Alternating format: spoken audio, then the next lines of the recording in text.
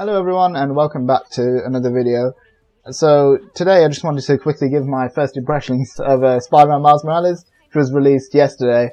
And you guys might have seen the previous video, which was an unboxing of Ismail unboxing the game, and I got it as well. So I thought I'd just quickly give the first impressions. So I got the game yesterday, and I've been playing it. I've played about 4 to 5 hours of it, and it's really good. I know there's been a big thing recently about how long the game is and if it's worth the money. I guess that's for you to decide. For me, I don't need every game to be 100 hours to justify spending money on it. I prefer longer games, but especially with something like this, it's equivalent to Uncharted: The Lost Legacy or Infamous First Light. They made that very clear before it was released. So yeah, the game itself. I'm just going to jump straight in. No spoilers, by the way, just to preface that so that you guys don't worry about getting it spoiled. But the game, as I said, it's fantastic. It's everything I wanted it to be so far. A great starting point for Miles' character, who I think will definitely have a bigger part to play in the Spider-Man sequel than he did in the first game. So yeah, it's just kind of establishing that character. They made some interesting changes, as I said, no spoilers, but they made some interesting changes to certain characters. The way they've done things with certain characters, that's all I can really say without spoiling it. But yeah, the story so far is really interesting. It's a good way to set up the origin story for Miles, him kind of coming into his own as Spider-Man. The gameplay is one thing I really wanted to talk about because a lot of people were scared that it would be extremely similar to the first one, and I'm here to say it's not. It's not the same. There's of course similarities. You're still playing as Spider-Man, but the way everything handles and controls feels different than how it did with Peter Parker in the first game, because you can tell that when he's swinging around, Miles is less experienced than Peter. You can tell from the way he swings around, from the way his it handles and controls. And by the way, I was playing the PS4 version. I thought I'd say that. And for those of you who don't have a PS5 yet, don't worry, because the PS4 version still looks pretty good and performs pretty well. It's still a very playable experience, and you guys will still get to play the game. But for those of you who got it on PS5, good for you guys as well, I guess. Enjoy it. Enjoy the 60 frames or 4K 30. On PS4, it's 1080 30, I believe. But yeah, the PS4 version is good. As I was saying before, with the way it handles and the controls, a lot of it's remained the same. They have changed certain things. So, for example, the gadget select now, you hold down the R1 button instead of L1. It's just little things like that, and you just kind of get used to when playing the game. There's also the way that the combat kind of controls and feels. It feels very unique to Miles. It feels like they went out of their way to make sure that you could tell that Miles was kind of new to this whole thing, and obviously with his different powers, with his Venom powers, which, by the way, is the electric powers, for those of you who don't know, because I remember who was I talking to? I don't remember who I was talking to. I was talking to someone who said Venom powers. They were like, what? Because they thought it was the symbiote, but no, it's not the symbiote. Yet, at least. I don't know if it appears later in the game.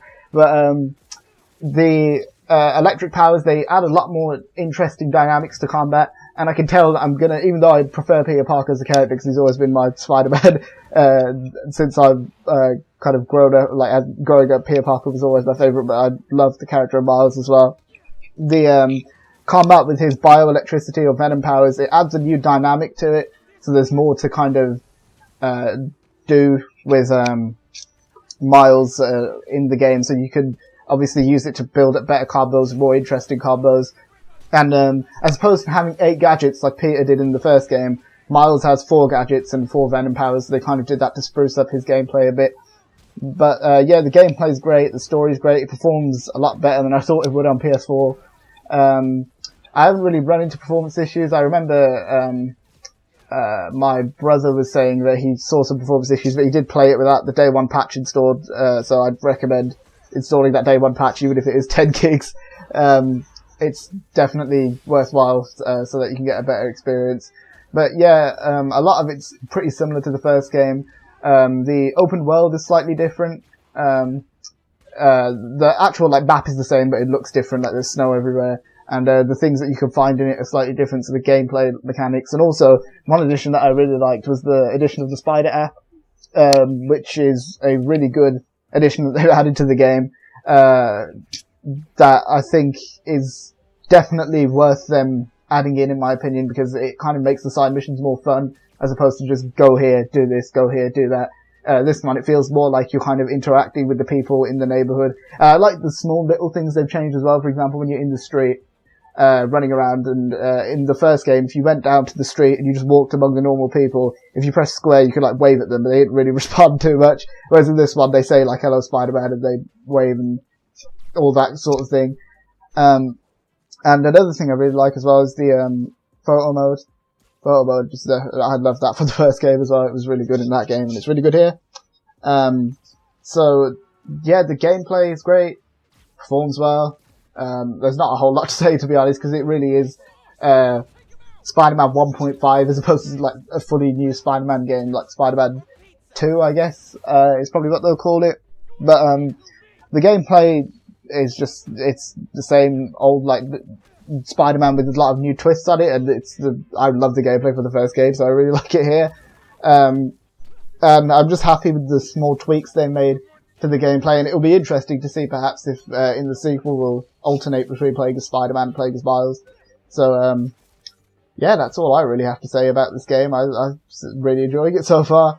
I need to try and get I'm about 21% into the game, because I've been doing a lot of side stuff and just random crimes around the city, because the web swinging is like so fun. I just love doing that in both of these Spider-Man games. So once both of us have beat it, me and Ismail will do a spoiler review. Ismail will have a non-spoiler review for you guys. And for those of you who want to hear my thoughts since I've fully completed the game, I'll be sure to let you guys know in the spoiler review, sorry. And be sure to stick around, because of course Mandalorian chapter 11, yeah, I had a brain fart then. Mandalorian chapter 11 came out today. We'll definitely have a review out for you guys ASAP. So if you guys like this video, be sure to subscribe to the channel, give it a like, check out our Instagram, link in the description. Be sure to stick around for our full review of the game once we've both beaten it. And yeah, thanks for watching, guys. I hope to see you next time. Bye.